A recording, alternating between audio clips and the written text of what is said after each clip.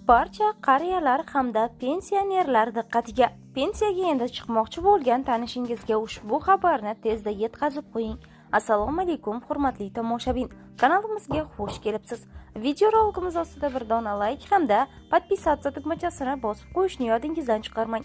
Biz sizga o'zbek hamda jahon sahnida ro'y berayotgan eng sara yangiliklarni birinchilardan bo'lib taqdim etamiz.